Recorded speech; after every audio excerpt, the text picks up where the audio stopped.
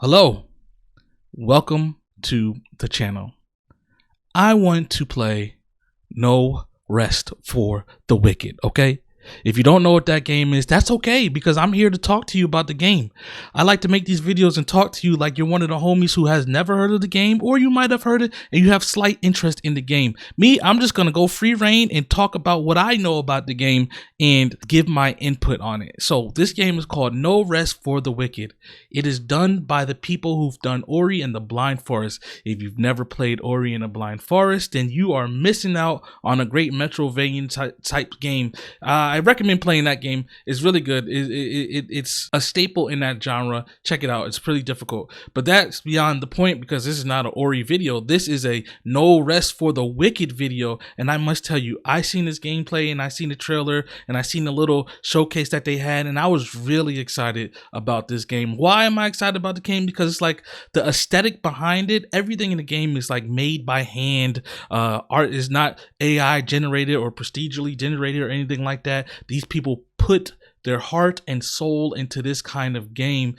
They said that the developers said themselves that they've been wanting to make this kind of game for such a long time, and they finally have the chance to do it. They wanted to play this type of game for the longest time, and they finally get to do it. It's an action RPG style type of game. You can say ARPG. Like it's not Diablo-esque, but they have a lot of elements. What they said in their own video, and I'll leave the link down in the video, so you guys down in the description, so you guys can watch it yourself. But what they said is that they took a lot of elements from a lot of games that they enjoyed playing and implemented them into this game here. From their mouths themselves, they said they took elements from Monster Hunter, they took elements from Souls-like games, they took elements from fighting games. There's combos that you can do in this game. It's crazy. So just that alone, if you haven't heard of that or you're not interested in it after hearing that, then hold on, let me break down some more stuff that you might have interest in, right? They have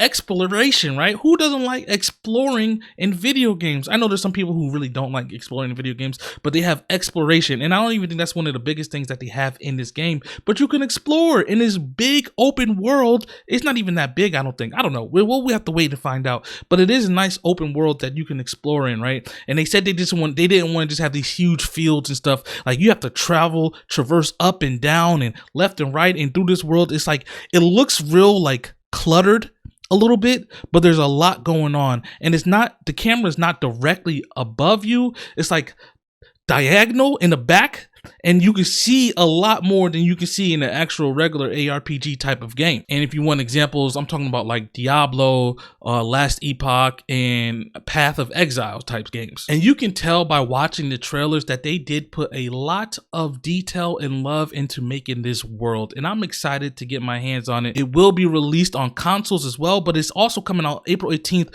for early access on Steam. So you'll be able to play early access on Steam and so on and so forth. But that's neither here nor there. We'll talk about the stuff that later. Now, what else I want to talk about is the character customization, right? It's not that much in-depth character customization, but it is, you can customize and make your character how you want. Now, with that being said, is there classes in the systems? Yes and no, right? There's like, they called it soft classes, where you can pretty much, it goes off of the weapons that you use and the gear that you're wearing, which, by the way, the gear and stuff that you wear affects the way you move in the game. So if you got heavy gear on, you're going to be a little bit more slow and sluggish. If you got light gear on, you're going to be more quick and nimble, and so on and so forth. Of course, the heavy gear you're wearing, you get more defense, and the light gear that you're wearing, you get less defense, but you're out, you supplement it and substitute it for the movement speed, and so on and so forth. So that's cool. So you can mix and match the weapons and gear that you're wearing to create your own kind of class, right? So they have heavy weapons, they have ranged weapons, they have magical weapons, and you can mix and match everything that you want in between to make the kind of class and playstyle that you want, which I think is good because I kind of sometimes don't like to be stuck behind one class. Oh, maybe I want to switch it up a little bit, and now I'm able to do that because I could just change my weapons into gear that I'm wearing, and now I can be ranged, right? Or I can be a big daddy heavy body swinging a big ass sword around like Cloud. But I like that aspect about it, and makes me excited to play this game. With that being said, this is going to be a skill-based game, right? You're gonna need to have some type of skill to be able to progress in this game, because if you're trash in gaming, then I don't know how hard it's going to be because I'm not the greatest in gaming, but I would put myself above average. I'm not like super way above average, but I'm like, here's the line of above average, of average. And I'm like, I'm like right here in my gaming style. I've been playing games for so long. So I think I can say I'm better than the average bear, if you will. The boss fights in this game look crazy. I know they only showed one case. Well, I've only seen one boss fight, and it looked really, really wild. I'm not gonna lie. Like this boss was crazy. Like if you don't know what Ori and the Blind Forest is, that nice, cute little squirrel, whatever it is, comes to this game here. It's completely different. Ori is all the way left field, gone. Cute, oh, Ori's cute, blah blah blah blah, and then we have No Rest for the Wicked right in front of your face. That is a goddamn, they're eating people, monsters, zombies, or I don't know what the hell they got going on. They're called the Risen, I don't know, but we'll find more about that when the game actually comes out. And I want to say that there is, I would hope there is something for everybody in this game from what I know so far. There's a crafting system, right? You got to go around collecting things and crafting weapons and gear, and there's a housing system. You can go and buy a house, and then you can craft the stuff that's in your house to your liking, right? You want to make a bed, you can make a bed. You got to go out, collect the material. I know people who love those kind of games, so you can even just buy a house in the game with the in-game currency, of course, make it and dress it up the way you want. If you want to be a home decor and decorate your house, you can do that. There's fishing in the game. I know everybody loves fishing. I think that is a cool point. I wonder if there's going to be farming. They didn't say anything about farming, but once again, the game is coming out early access, so maybe if we talk enough, they might be able to add some type of farming element in the game as well. I don't know. I love all the aspects of these types of games, so I'll do a little bit of house building and there's also city building, world building, I'll call it. You go to a city and you build it up, and then in that city, I don't know if it's just one city or multiple cities, but they showed up one city. You went to the world, it starts off ran down, and then you come back and bring materials to the people in that world, and then it builds it up, and now you can get better items and so on and so forth because you're building up the world as you progress through the game, getting better materials and so on and so forth.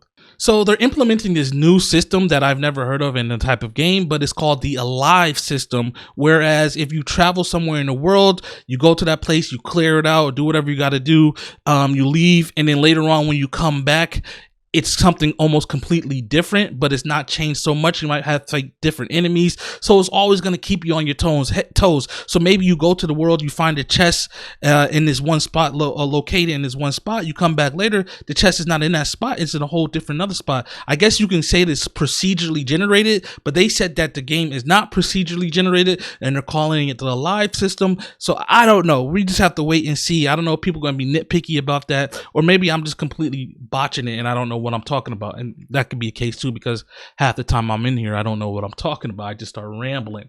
There is in the game, they did say that there's going to be some in-game feature, and they also did mention that there's going to be multiplayer, which I am a fan of because I love playing games with my friends, right? Who doesn't like playing games with their friends? Though there's a lot of people who don't like playing games with people, and so there's two different aspects. You can play with your friends and you can play solo, and I think this experience is probably going to be the same exact.